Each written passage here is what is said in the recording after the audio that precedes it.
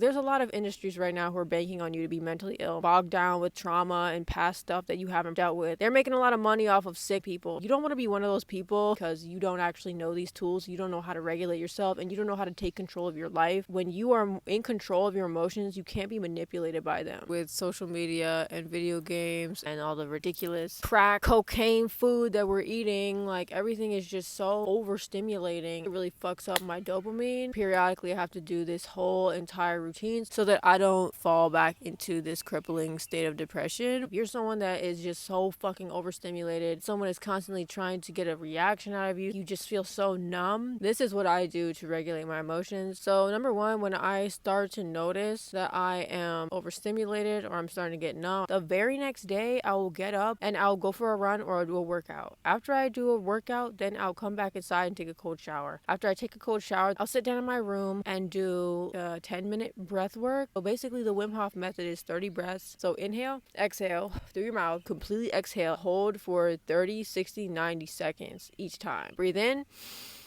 and then hold that for 15 seconds and then you exhale.